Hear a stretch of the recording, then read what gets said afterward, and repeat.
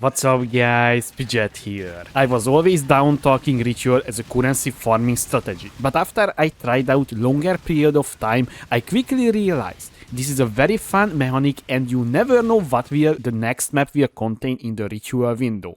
I ran 40 maps with ritual and collected all the loot in a separate tab as always. The 40 maps took me around 2.5 hours to run. Spent on average 4 minutes per map, sometimes it was less, sometimes it was more. So please, keep in this mind when we reaching the profit section. The Atlas passive tree looks like this. I just took all of the good ritual nodes and the only exception is the percentage ritual nodes down there and the sacrificial dew. If my testing was correct the last couple of leagues, this is absolutely useless, so it's much better if you just going away with this one and we're not taking the percentage rolls because for the ritual, because we forcing out with the map device. And although I want to talk about one single important things. So ritual special reward chance. So what is the special reward? So it's not like in the window it will appear a special reward like, I don't know, like fractured items or so on. No, special rewards is connected to the ritual type. So you can see here there is a lot of ritual type and many of them has hidden modifiers such as like all reverse type are the same. So it's like uniques only, currency and divination cards only in the ritual window.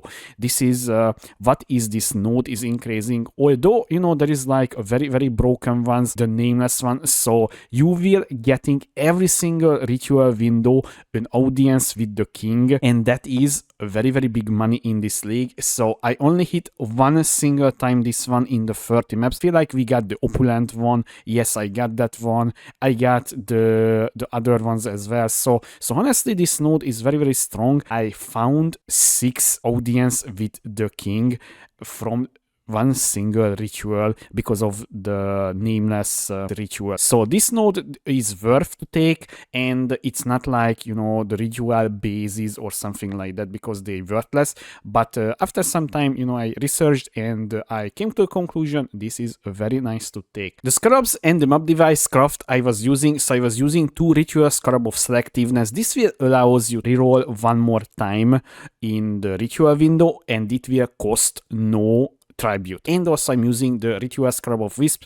Maybe some people would argue with that it is worth or not, so it is very cheap by the way, so and it's annoying to use as well because you will getting a wisp in the ritual, right? And you need to stand in the circle, and that circle is sometimes just disappears and appears a very different location. So you need to keep up and you need to keep your eye on the big circle. And honestly, when there is a lot of monsters spawning, it's sometimes very hard to even notice you're not even anymore in the circle. So sometimes I was just looking at my buff bar and I was searching for the buff. You can time it when you will know it will happen, the big monster spawning. So you can just immediately move in the circle and just kill a few additional monsters with the buff and you will getting more tribute. Was using 2 ritual Scarab of the abundance. So rituals in Aura offers 100% increased favors. Favors is the rewards in the ritual window, and this is the most expensive one as well.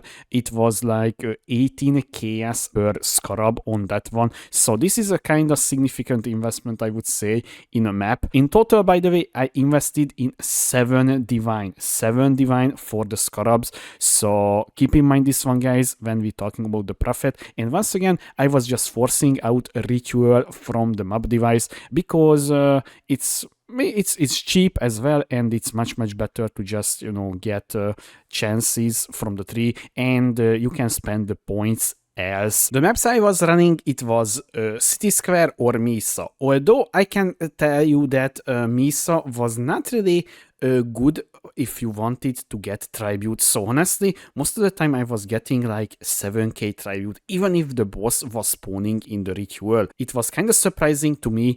Misa had that bad tribute income. I was trying to run every single time 24 pack size in the maps, but you know, sometimes it was literally was spawning like 5 monster or 10 monster in the circle, so it was I was quickly dropped down the Mesa and go to the city square, because city square is such a good map and has a very good density as well, and you know, there is 3 unique boss on the map as well, so literally just bomb rushing to the boss and you seeing if there is a ritual and killing the bosses obviously, and if you're getting lucky you will getting the bosses spawn inside and you good to go. So majority of the time when that was happened, I was gaining like 11k tribute. That was very nice, so much better than the Mesa. I was rolling just 24% pack size and that's it, and chiseled up the maps, and this is how I was running my maps. Now let's talk about the profit. As you can see here, we have 21 divine pure, so don't worry, we did not drop 21 divine. I dropped like 8 pure divine in the ritual window, and the rest of the divines was coming from I sold minimum physical damage tier 1 fractured mud. That was sold for 13 divine, and honestly that was, I would say, the most lucky drop in this testing session, because did not drop the like I don't know, mirror shard, apocrisy card, headhunter card, or mage blood, or even something like that, right? So I was not getting I would say lucky, so I asked my chat why I was doing the strategy, and they was saying it was an average. We once again dropped 1, 2, 3, 4, 5, 6 audience with the king, and honestly guys, once again I will say it, I was lucky with this one because I hit, you know, the audience with the king ritual reward. I'm talking about this one, the nameless altar, right? So rewards always contain audience with the king and the ritual exclusive items. We can literally maybe remove like 5 of these, because I've just only find, surprised by the one single audience with the king. Kind of disappointing, because this is the only source of the audience with the king. Although we get a bunch of omen as well, so we get 3 omen of blanching, 2 omen of brilliance, and 2 omen of amelioration, and 1 single omen of the javelers, right? So it's not a big deal, right? But these 3 is kind of expensive, you will see in a second. And I found wealth and power, so this was a ritual window reward 5 card, and that's it.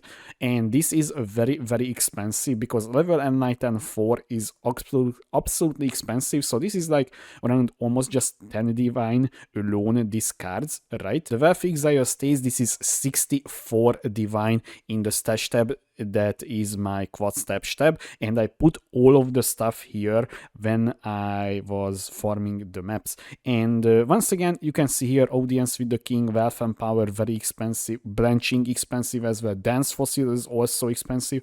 Although I need to mention guys, I feel like the wealth exile is undervaluing a few stuff, because it's gaining the data from the website, not from the currency exchange in game. So this could be a little bit more, but I will not nitpicking with that one. So once again guys, I spent 7 divine on the Scarabs while I was running this map. That is puts us 57 divine, 57 divided by 40, so on average you almost getting like 1.5 divine per map, which is kind of okay. And if you really want, you know, put in perspective, so I was doing a 2.5 runs, so you was making 22 divine per hour. So I don't know guys, this is representative, because this is, I feel like, a very small sample size of 40 maps, right? And honestly I don't know if I was getting lucky or not. This is why I not put any sort of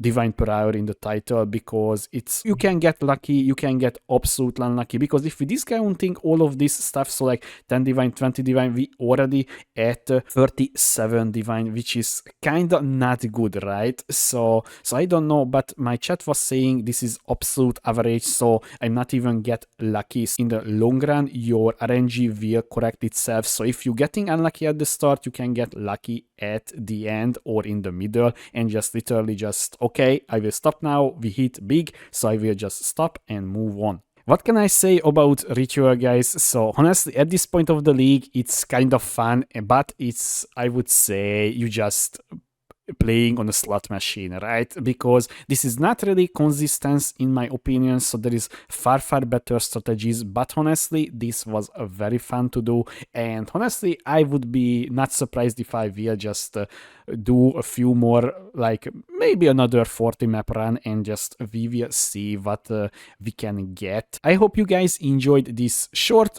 I would say, loot showcase. Yeah, because Ritual is just very well known at this point, so it's not really a big surprise. It's if it's good or not. So, and it's RNG as well, so it's not a big surprise, I would say. But honestly, I hope you enjoyed this short showcase about the loot and so on. And I hope if you trying out or just trying your luck, you will hitting at least one single big ticket item. Thanks for watching. I was Pidget. See you next time.